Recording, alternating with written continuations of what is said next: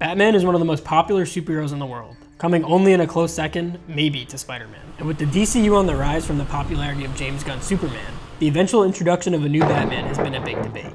More specifically, what he's gonna look like. Batman is one of those unique characters in the fact that, since he's been around for so long, there's a lot of differing source material a suit could be based off of. And thus, over the years, we've gotten some great live-action Batsuits, with, in my opinion, Ben Affleck's being the best. But even his suit has issues I think they should have changed. So far, we've seen a grittier, more realistic version of Batman. And I know I personally would love to see a more comic-accurate version on the big screen. So I'm gonna go about explaining how I designed the new Batsuit as if I was hired by Warner Brothers. That includes what I think they should do, and doing my best to explain why. With my last suggestion being the coolest, and what I think could open up a world of opportunities for the new DCU. The first aspect I would tackle, which is arguably the most important aspect of the whole costume, is the cowl. Since Michael Keaton's Batman in 1989, we've been stuck in this era of bulky rubber, quote-unquote, cowls. I say quote-unquote because they're really more like helmets, as the definition of a cowl means a hood. That's why I would go back to what we see in the comics and animated TV shows. A spandex flexible cloth-like material similar to Spider-Man's.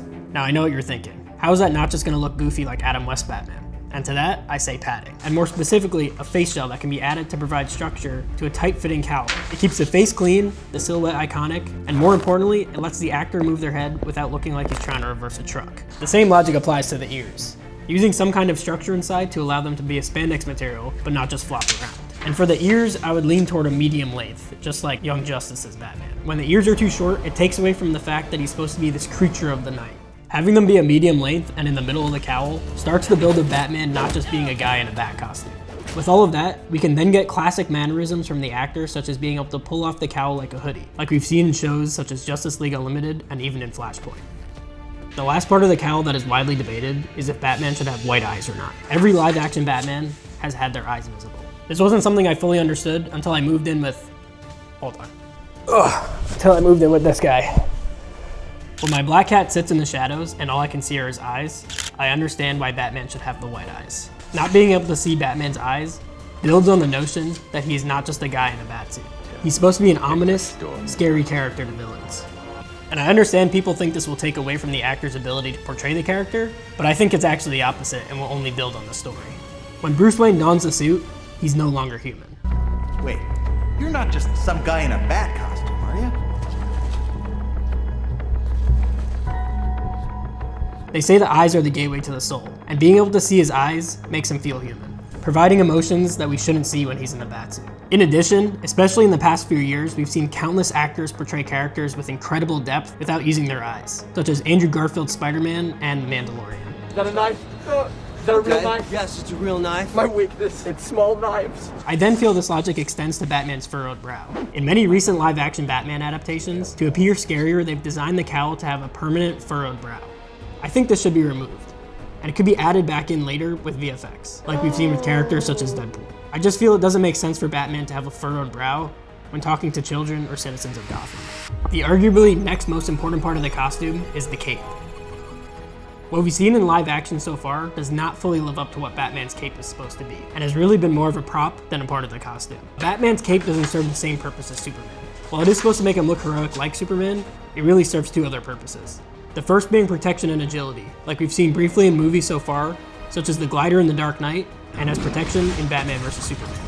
And second, and most importantly, the cape is really meant to add on to this notion that he's this creature of the night. Tell me about Faust. In the comics and animated TV shows, we get a completely different version of Batman where he's able to completely cloak himself in his cape. To start, I would achieve this by having the cape and cowl be one piece, with a long cape that can conceal the whole body. This is accurate to what we've seen in TV shows and comics, where Batman is able to fully remove the cape and cowl in one piece. Now, a long cape brings up a lot of issues, such as how's he going to be able to fight, and there might be a lot of wrinkles due to excess fabric, especially in the neck area. To that, I have three solutions. The first being that just like the TV shows and comics, the cape should be designed in a way that allows Batman to roll the cape around his shoulders to fight.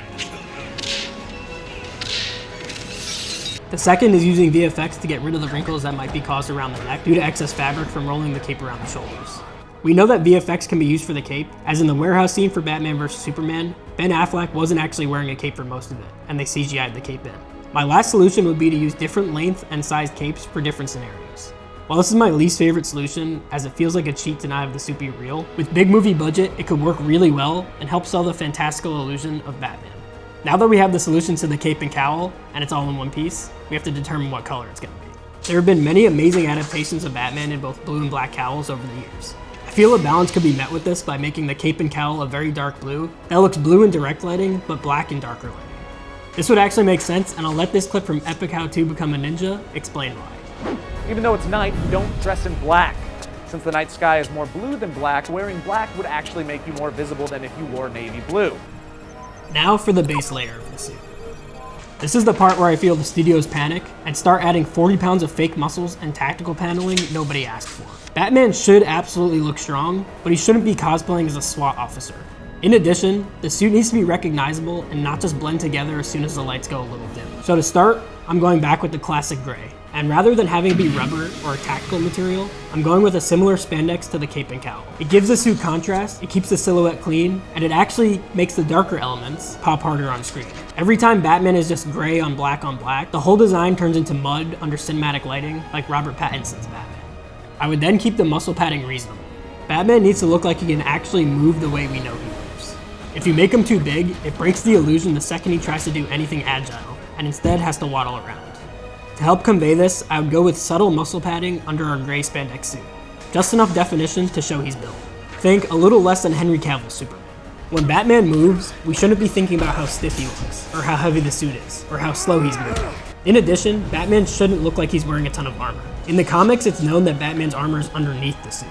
It shouldn't look like he can take a bullet until you shoot at him, and he just tanks it. This just builds onto the unknown creature of the night that's Batman. Now onto the details that make the suit.